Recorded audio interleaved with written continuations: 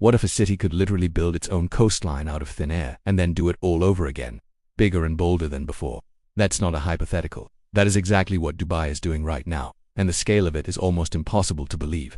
Right now, engineers are shaping a new island the size of a small city directly from the floor of the Persian Gulf, using nothing but sand, GPS, satellites, and one of the most audacious engineering visions on the planet. Welcome to the story of Dubai 2.0, a city that crashed hard, learned its lessons the painful way, and came back swinging harder than ever. In this documentary, we're going to take you through the full journey, the dream, the collapse, the recovery, and the extraordinary mega-projects reshaping this desert metropolis for the 21st century. Buckle up, because this story is anything but ordinary. The dream, how Dubai invented itself back in the early 1990s. Dubai was barely a blip on the global map, a quiet sun-baked trading post on the edge of the Arabian Peninsula. Most people outside the region had never heard of it, let alone considered visiting. But that all changed with a single, breathtaking building. The sail-shaped Burj Al Arab Hotel, completed in 1999, which didn't just attract the world's attention, it demanded it. With its iconic silhouette rising directly from an artificial island, it announced to the world that Dubai was ready to play in a completely different league.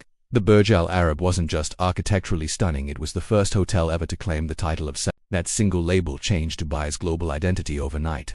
Suddenly, this desert city was synonymous with luxury, ambition, and spectacle. The floodgates opened, and billions of dollars in investment began pouring in, setting the stage for one of the most dramatic urban transformations in modern history. The coastline problem. Building land from the sea. Here's a fascinating geographic challenge that most people never think about.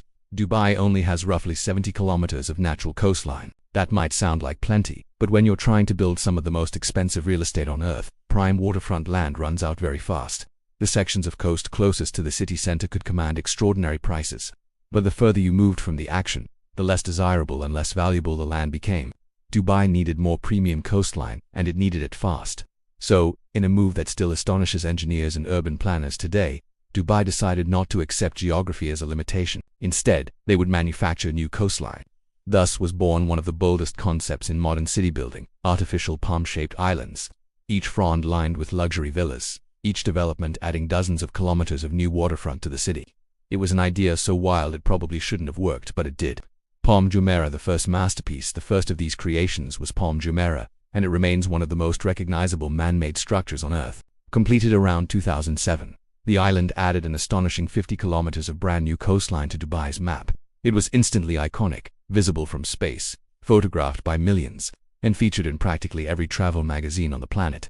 Thousands of luxury villas and dozens of hotels made it a destination in its own right, and property prices soared to dizzying heights. Palm Jumeirah proved the concept worked, and Dubai didn't hesitate. Plans were immediately drawn up for a second, even larger Palm Jebel Ali, and beyond that, developers were dreaming up a map of the world made entirely of islands, a universe-shaped archipelago, and more. The sky, quite literally, was the limit.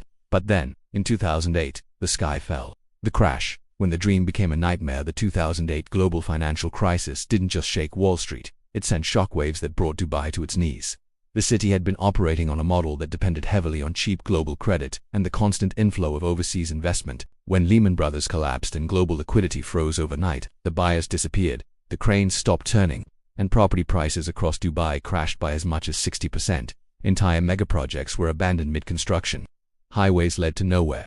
Ghost developments sat silent in the desert heat. Perhaps most alarming was the announcement that Dubai World, the government-linked investment company overseeing tens of billions of dollars in projects, was requesting a delay on repaying $26 billion in debt. That single announcement triggered panic in global financial markets and shattered confidence in Dubai almost overnight. The city that had seemed unstoppable now looked dangerously overextended. The world held its breath. The rescue. Abu Dhabi steps in. This is where the story takes a fascinating political turn, because Dubai's survival came from an unlikely lifeline, its neighbor and fellow emirate, Abu Dhabi. While Dubai had been spending big on towers and islands, Abu Dhabi was quietly sitting on 95% of the UAE's oil reserves and 90% of its natural gas. In simple terms, Abu Dhabi had the money, and Dubai needed it urgently. In December 2009, Abu Dhabi extended a $10 billion bailout to Dubai's financial support fund, preventing a complete economic collapse. But this wasn't a no-strings-attached handout. The rescue deal fundamentally reshaped the relationship between the two emirates and set new rules for how Dubai would operate going forward. The most symbolic moment came when the world's tallest building, previously known as Burj Dubai, was quietly renamed the Burj Khalifa, in honor of Abu Dhabi's ruler. It was a subtle but unmistakable signal. Dubai could dream and build, but Abu Dhabi would hold the financial reins. And that, it turns out, was exactly the discipline Dubai needed. Dubai 2.0, smarter, stronger, and back with a vengeance. Fast forward to 2026 and Dubai looks like a completely different proposition. The city has not just recovered, it has reinvented itself with remarkable maturity. Development is now phased and disciplined rather than chaotic and simultaneous. Real estate regulations are significantly stricter, and crucially, Dubai has repositioned itself as a neutral, tax-free haven for international wealth, a safe parking spot for money flowing in from Russia, China, Europe, and beyond. No income tax and fast-track visa programs have attracted both billionaires and everyday professionals in massive numbers. The results are staggering.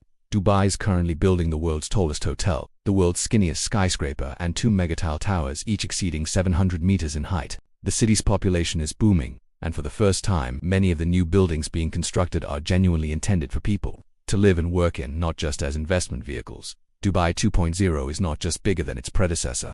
It's built on far more solid foundations, both literally and figuratively. Palm Jebel Ali, the sequel that outgrows the original, and nothing captures the spirit of Dubai 2.0 more dramatically than the resurrection of Palm Jebel Ali, approved under a new master plan in 2023. This island will be more than twice the size of Palm Jumeirah, home to 2,000 luxury villas, 80 hotels, a sea village, a yacht club, and a grand mosque. When complete, it will more than double Dubai's entire current coastline in a single project. The first phase of villas has already completely sold out, suggesting demand is stronger than ever. Building this island required engineering at an almost incomprehensible scale. Hundreds of millions of cubic meters of sand were dredged from the Persian Gulf seabed and deposited using a precision technique called rainbowing, where sand is sprayed in a controlled arc to build up the island's distinctive fronds.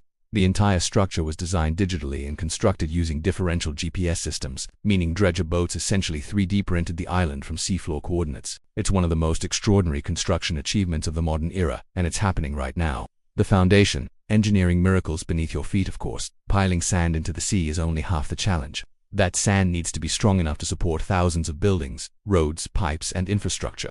Loose reclaimed sand is vulnerable to a terrifying phenomenon called liquefaction, where strong vibrations cause sand grains to lose contact with each other, trap water pressure between them, and essentially turn the ground into quicksand. For a city built on artificial islands, this is an existential engineering threat.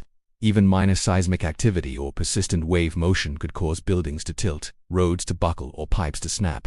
To counter this, engineers used a technique called vibro-compaction, inserting heavy vibrating probes, roughly 15 meters deep into the sand, filled to densify the grains and dramatically increase their stability. The entire island is also protected by a crescent-shaped rock breakwater stretching 17 kilometers in length and 200 meters wide, larger than the one that protects Palm Jumeirah. This breakwater was constructed rock by rock, with each unit placed by crane and verified by GPS and divers, ensuring extraordinary precision.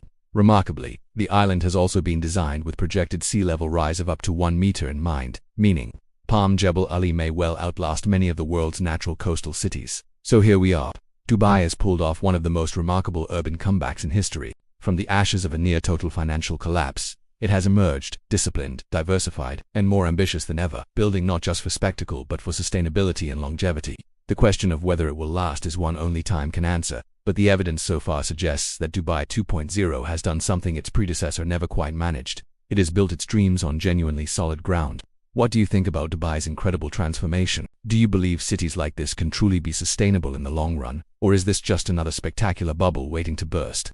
We'd love to hear your perspective. Drop your thoughts in the comments below, and let's get a conversation going.